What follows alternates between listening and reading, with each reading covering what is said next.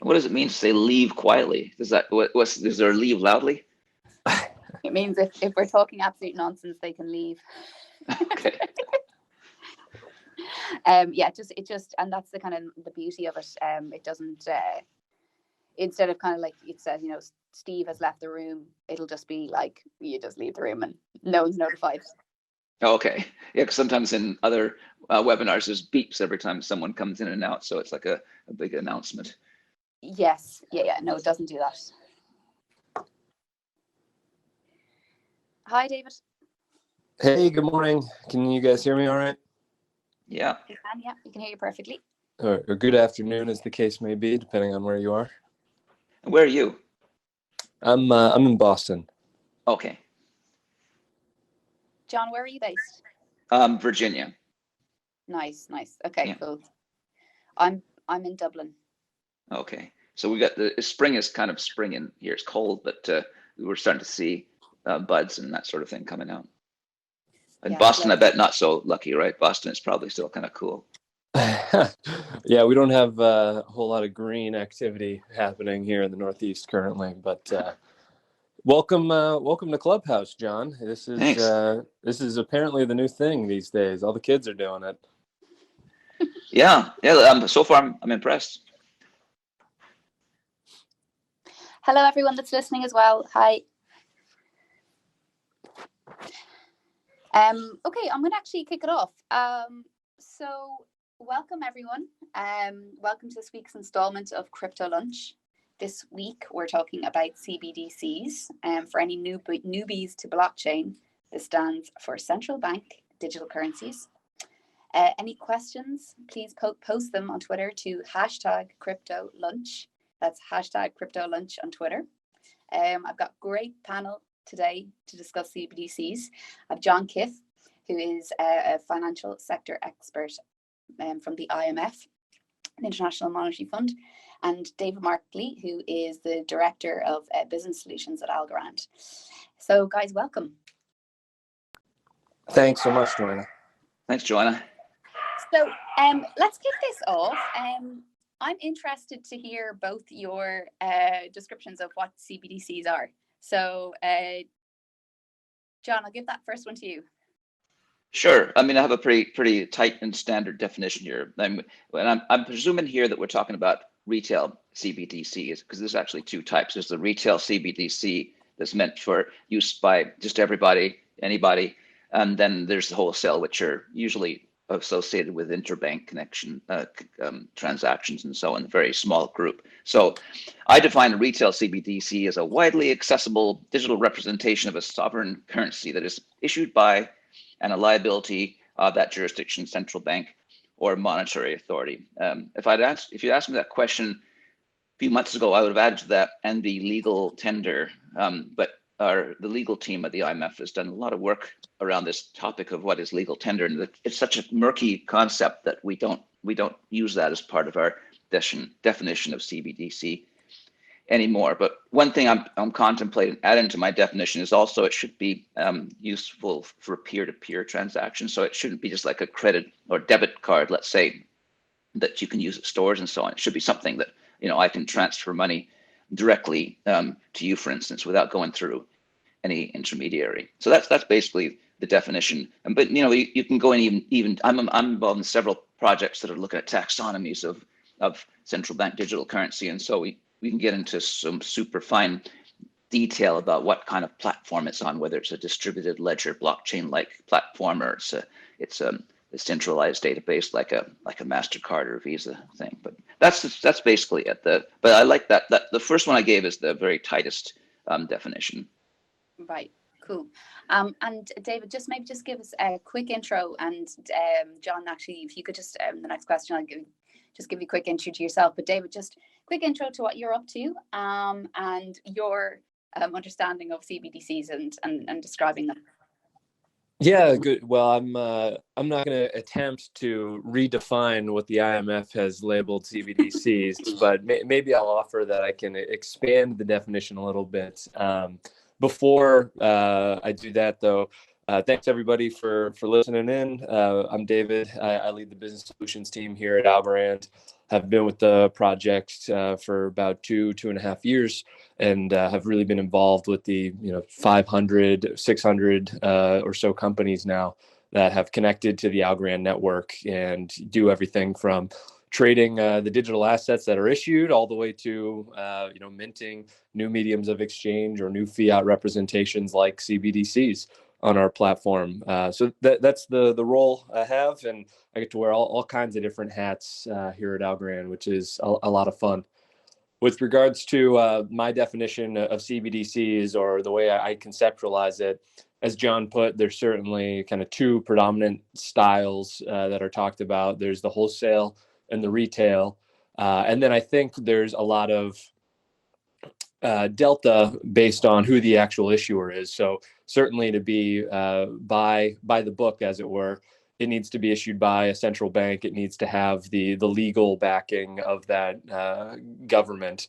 Whereas there are many people who have issued synthetic CBDCs or instruments that are basically fiat represented on chain. And we could talk about whether or not the plumbing looks identical, but I think the key distinction is that it's actually backed by the central bank itself. So yeah, I think I'll just take John's definition because it was fairly comprehensive.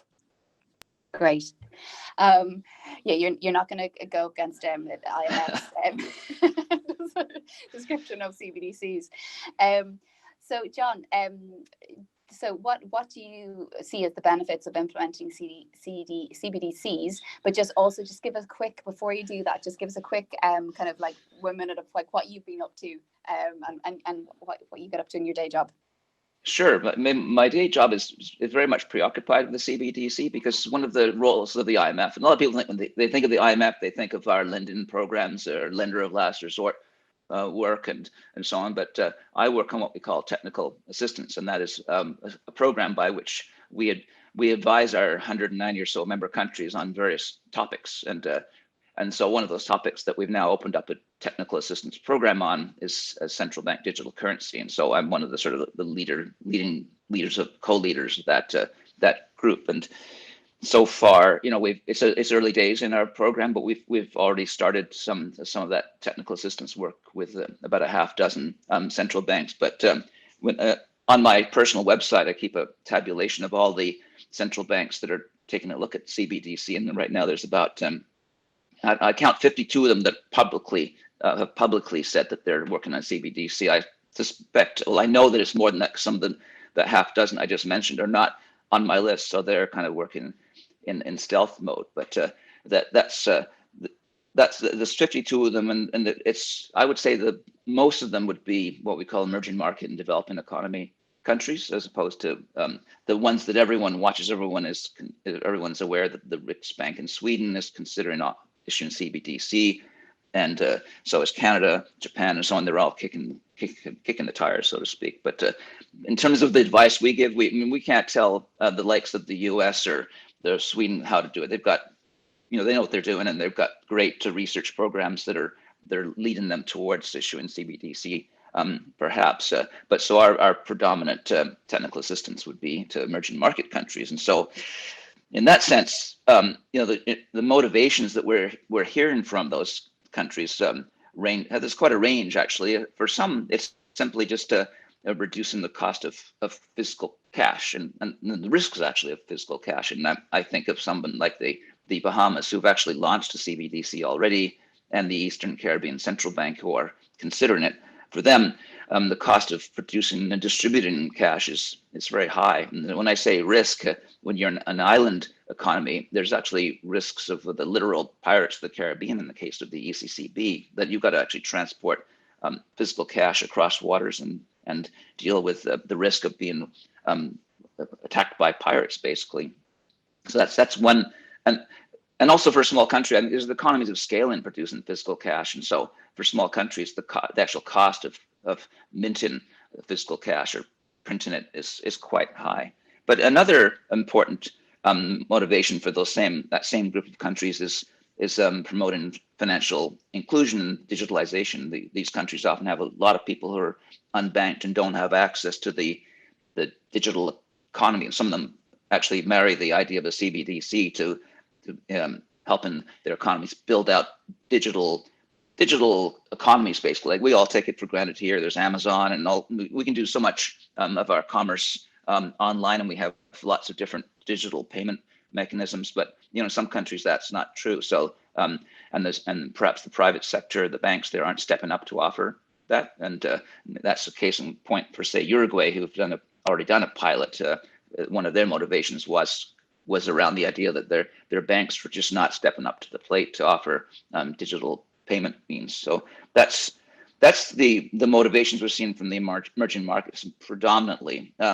For advanced economies like the US and Canada and the RICS Bank, particularly the RICS Bank, and I think China too, and is the enhancing payment system competition where digital payment providers have become monopolies essentially. I think in Sweden there's a Swish system that dominates to the point where it's something like 80 or 90% of the digital payments are done through this one company. So you got a single point of failure risk and just a monopoly risk that monopolies can sometimes abuse that position. So that's one of the reasons why the RICS Bank is considering issuing CBDC. And also there's the decline in use of cash usage. And if you're a central bank and people aren't using your central bank cash anymore and the central bank and your currency, that kind of thwarts your ability to conduct monetary policy.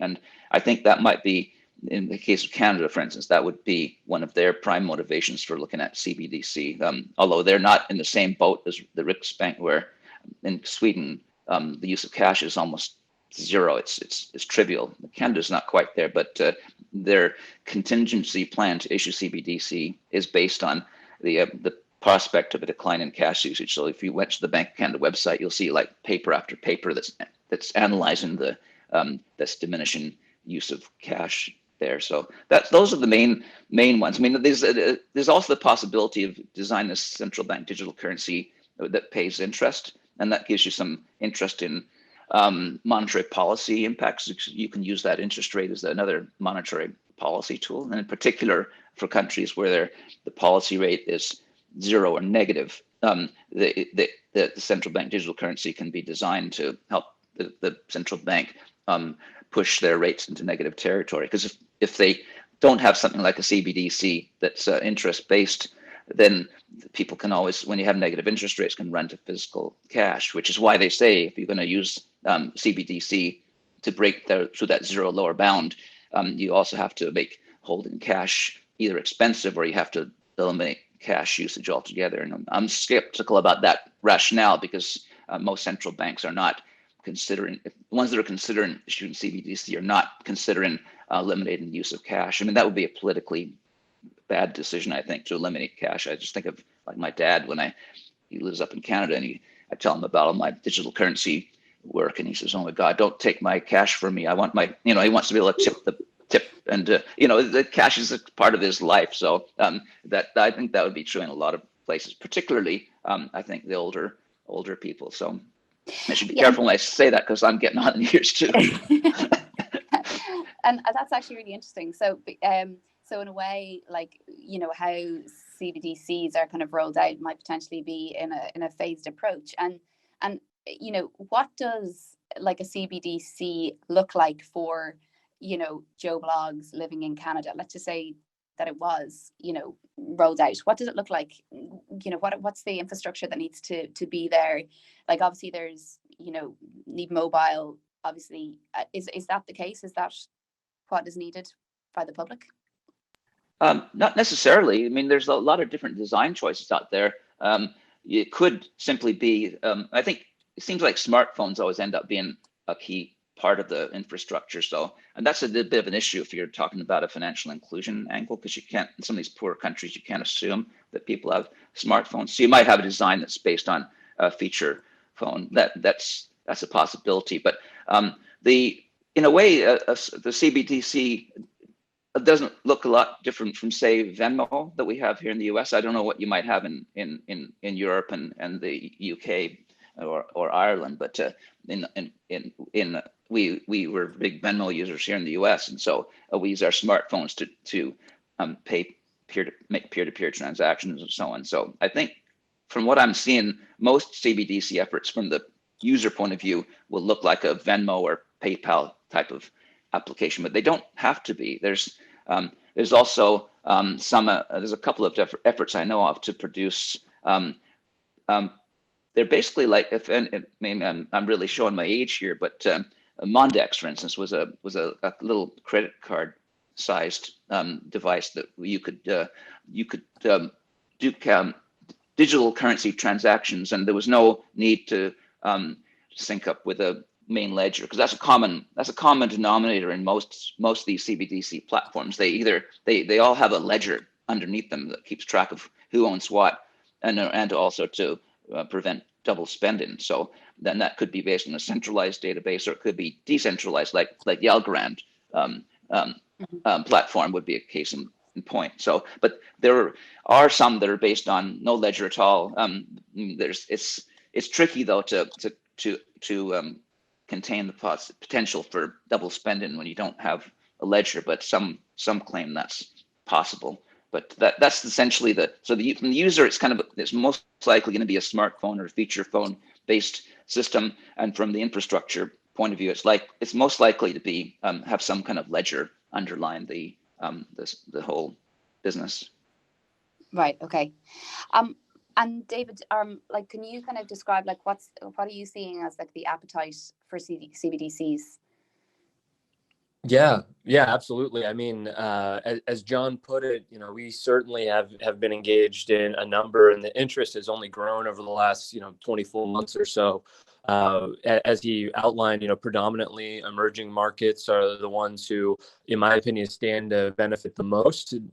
John talked a little bit about just the cost of cash, moving it around, but there's also the cost of recreating the entire two-tiered financial system, setting up the actual press to create your legal tender. I mean, all of that infrastructure, and that's a cursory overview, but all of the infrastructure is quite expensive. And so that's why you see many emerging markets just defaulting to whatever the predominant regional currency is and adopting that as their medium of exchange. Whereas, I think the entire decentralized movement, the decentralized finance, as it's kind of broadly called, is really just a representation of moving the sticks, so to speak, with regards to cost profile.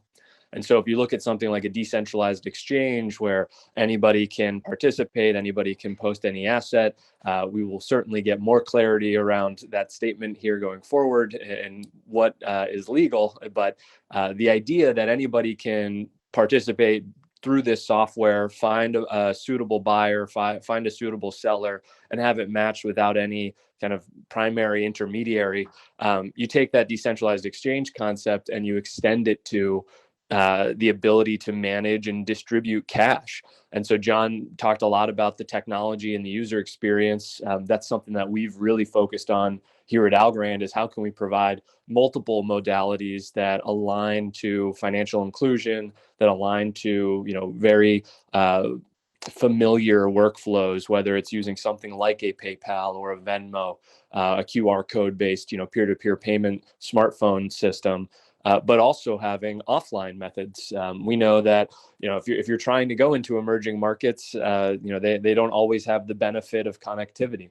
And so we at Algorand have actually come up in partnership with many of the central banks that we're working with, a two-tiered system where for low value transactions as defined by the central bank, you can actually have a physical card that allows peer-to-peer. There's hardware encrypted secure compute environment on that device. And while it does create, because it's completely offline, it's not connected to the ledger, while it does create a potential opportunity for double spending, you can, by virtue of the programmability of many of these platforms, you can reduce that exposure so that you can only do, $100 or $200 or whatever the threshold is in that peer-to-peer offline format using the hardware. Whereas when you're connected and you can, interface with either your point of sale machine or one side of the transaction has connectivity back to the main net, you can open up the threshold. You can do, as high value transactions as you want. And then the other part of that is that it becomes more of a complement to cash. So if you are operating in more rural areas, cash can still be a very useful tool. As John put, his dad doesn't want to part ways with the dollar bills that he keeps stuffed under the mattress. John, I don't know where your father keeps the dollars, but I'm assuming somewhere very safe like that. And so you can have both of these systems complementing each other, allowing central banks to seamlessly roll out monetary policy, to be very precise in where they're distributing pockets of capital instead of these kind of blanket policies where it's kind of just a buckshot approach, and they really don't have great visibility or control into where the dollars end up. So across the spectrum, we have been working with several. I think the one that is public and that we've talked quite a bit about is our work with the Marshall Islands. Very similar to the project that's happening in the Bahamas. The stack under the hood. We have used the Algorand platform, which is a fully decentralized blockchain protocol. And we think that there's a lot of benefits of having that transparency, that visibility, as I believe John talked about, it having that open framework and having that open source foundation really invites competition. So anybody can create a new application that interfaces with this. And I on that topic, I was reading an article earlier this week, and one of the reporters was talking about the Indian investigation into their central bank digital currency and what the benefits and the trade-offs and the risks are. And one of the things they cited was that a CBDC really has the potential to disintermediate the banking infrastructure. And actually, in speaking with many of the central banks and their banking counterparts, it's really an evolution of the banking infrastructure as opposed to disintermediation. It allows banks to focus, more on the value-added services that they can provide, whereas the central bank can, start to programmatically roll out these policy controls, and so they have to rely less on kind of the two-tier banking infrastructure that they have historically. And those banks can now focus on adding more products and services, and just end up adding more value to the consumers. So I think I dispute the idea that the central bank digital currency is going to disintermediate the entire financial system. I think that's probably not an accurate depiction of what these instruments represent and the real value and the new distribution channels that they can create. And I will pause there because those were a lot of words. So just John, just going back on, you're talking about like what platform. So is it a case that depending on who CBDCs go with and what platform they go with, they might have different functionalities? Well, I think there's some truth to that. I think particularly the sharpest one I think would be the one between what I call the ones based on a ledger, whether it be distributed or centralized, in these purely peer-to-peer token-based systems. The token-based systems that I mentioned are really not going to disrupt any other business lines or whatever, because they're purely meant to replace the cash you keep in your wallet. But when you get into the ledger-based ones, then as David was mentioned, there's a lot of people throw up these fears of disintermediation and so on. But I agree with what David says. That you can design a CBDC and the ecosystem that it works in, so that actually enhances, I think, the private banking and financial sector. I mean, you'll hear when you hear CBDC wonks get together, you'll hear them talking about two-tier versus one-tier CBDC. So a lot of the scaremongering around this disintermediation story revolves around, usually I call them sort of egghead economists who don't really get into the details of how CBDC is designed. So they just assume that a CBDC means that the central bank essentially opens up its balance sheet and allows people to deposit funds directly at the central bank. And that's kind of a very high level view of what a CBDC is. But when you get down into the weeds of it, all of the efforts that I know of, the central banks are thinking about what they call two-tier, because what I described before is one-tier, where the central bank offers out digital wallets to everybody, and everyone deals essentially directly with the central bank. And you can imagine in that case, especially if they offer interest on the CBDC, that the central bank becomes a competitor with the private sector banks and other financial deposit-taking financial institutions. And then the scary part from that storyline is that the banks then, everyone puts their money with the central bank, and that's a particular issue, I think, in some emerging market countries where there may be maybe not so much trust in the banks. There may not be a deposit insurance system in place, and so if the banks aren't getting deposits, they can't lend, and so you have a breakdown in the whole credit system.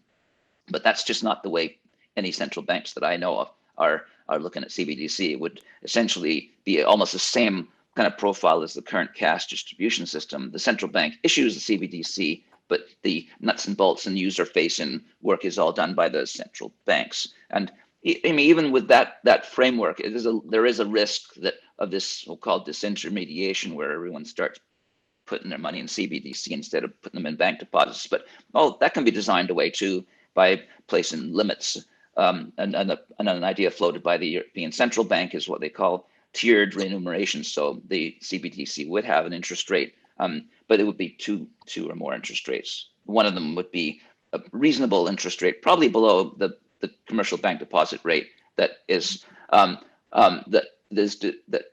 only for very small holdings. So it's really just meant to enforce the idea that this is meant to be cash. And then for higher holdings, there's a much lower remuneration, even possibly negative. So there's different ways you can design away this risk of the central bank essentially competing with the private sector. Right. Okay. And all right. So and where do the, sorry if you, apologies if you've answered this already, but like where do the banks kind of sit in here? Is it just like they are also people that can kind of create products around CBDCs, right? Also. Yeah, I think particularly in these countries where CBDCs being considered for financial inclusion and digitalization purposes, because once you've launched the CBDC, you've created a new rail, basically a new rail that enables the banks and other financial sector and fintechs and so on to build on. So I think in a way, I think there's a lot of positives to offering a CBDC in that sense. And so I'm interested to kind of understand, like, so, you know, some countries might be kind of fully backed, you know, or their output is agriculture. Like, are there any industries or verticals that are being disrupted in a positive way using CBDCs? Or is that kind of known yet, or are we too early to kind of make that call? I think we're kind of early. Right now, everyone's watching the Bahamas right now because they've actually launched. And so we're all watching that to see exactly how it does sort of work its way through the economy. And there's the pilots being done by when you launch shortly by the Eastern Caribbean Central Bank. And also China's running a massive pilot. So hopefully we'll be hearing more from those guys about what the impacts might be. But, you know, I can imagine there could be, you know, if you're going to enhance the digitalization of the economy, that can only be good for other firms that might benefit from the commercial aspects of a more liquid digital payment mechanism. The only thing that I'd add on that topic, Johanna, is that what's funny is that I think a lot of people hold in their mind's eye that CBDC is also by definition means, you know, blockchain or some DLT, which is a funny juxtaposition because in the name of the instrument is central bank, right? I mean that's the the weird, you know, meshing of these two worlds, and I think a lot heavily relies on, you know, whether or not you can build additional products and services and enhance competition for, you know, value add to your user base or your consumers. It is really around what that infrastructure looks like. You know, many of these pilots or many of these kind of early iterations are on closed centralized databases, or maybe they're using a blockchain, but they're in full control of the nodes, the people that are providing stake or consensus for every transaction. And so if it's not open and it's not available, that whole idea or concept about making it a more competitive, you know, venue for people to compete for deposits, for lending and borrowing, for other financial products and services. Well, if it's all under lock and key by the central bank, it kind of defeats the purpose there. So I'd say that the architecture and the way that the central bank has decided to roll out on what platform plays a huge role in whether or not there can be innovation, or whether or not other people can start to provide these products and services. One thing I'd add to that too, as part of our sort of best practice CBDC thought process, is that fairly early in the thought process, the central bank should be engaging with all users. So in the case of the Bank of Canada, for instance, they've run focus groups and surveys and so on. And when I say all users, I mean all stakeholders. So merchants should be involved, because I always think back to the Mondex digital currency essentially, and it failed. And often people think it failed because of some technological reason, but it actually failed because they didn't think to engage with the merchants to see if they were happy with the idea of having to buy new point of sale terminals to be able to run this system. So that, like I say, that an engagement with all stakeholders is really critical. So that might be a really good opportunity for, I guess, those stakeholders, whether they be banks or otherwise, to maybe maybe hold like workshops, hackathons, with a view to, okay, like hypothetically we have CBDCs. How can we kind of like run with this, and what kind of products and services are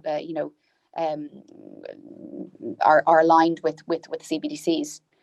John, I know that you are very close to this, but Johanna, I'd say that's exactly what many central banks are doing. I mean, here in our backyard, in Algorand's backyard, the Boston Fed is doing a massive kind of engagement and study. They're working alongside MIT to really dig into, what are the right platforms, what are the trade-offs, how do we want decentralization at each part of the stack, and where do we want different parts of industry to interface with this new instrument. And John, I think you have seen much more of that in your work. Yeah, I mean, I think the Boston Fed is what I would call following best practices, a very open process and very engaging. I think they mentioned that they're planning to bring in as many as 40 different vendors, for instance, to talk about the platform side of things. Also, interestingly, in the case of the Bank of Canada, they engaged some universities to do some independent research, and a couple of, I think it was last week, the 3 papers that they'd commissioned were released. So that's really important to engage as many people as you can with every possible means. Great. Look, guys, you've given me anyway so much food for thought around CBDCs. Definitely, I guess, kind of more of, okay, well, how do you kind of engage with banks or whatever to get them thinking more about CBDCs is definitely something that's really interesting and really interesting space. But okay, well, listen, guys, thank you so much. We're going to finish off there. Do you have anything else you'd like to add before we head off? I was just going to add one thing. I mean, it kind of goes back to engaging stakeholders and so on. But there's a high risk with a CBDC that it could be launched and be a complete failure, and that could happen because that stakeholder engagement wasn't performed properly, or it could be actually that people are happy with the existing payment mechanisms. The CBDC launch isn't a guaranteed success, even with best practice stakeholder engagement and great designs and so on.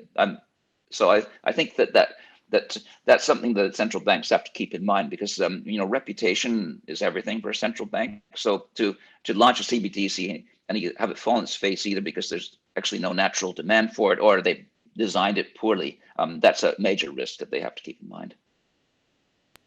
And to close up or summarize, John, I love the idea. I mean, we use this turn of phrase internally all the time, that issuing an asset does not make a market, right? And so that's why whenever we get involved, whenever we're working on central bank digital currency, whether it's technical design or ecosystem engagement, we really try and bring in kind of the best in breed local ecosystem partners, local stakeholders. If there's a regional, payment application that is used predominantly by, the individuals of the country, we will do our best to try and partner with that specific application. And so I agree. At the end of the day, despite all of the amazing benefits of programmability and being able to do precise distribution and all these other great applications, if you don't have that user experience right, if you don't have the context in mind, it will never get off the ground. So I think, John, I think that's a perfect place to end it. Great, guys. Thank you so much for everyone to join and listening. All the listeners, thank you so much for joining today. We're going to be doing our next Crypto Lunch in 2 weeks' time, and we'll announce that in the coming days what the topic will be. Again, massive thanks to John Kiff and David Markley for talking about central bank digital currencies today. And we look forward to hopefully seeing you all back here in 2 weeks' time. Thanks, Johanna. Thanks so much, Johanna. Bye. Bye. Okay, bye.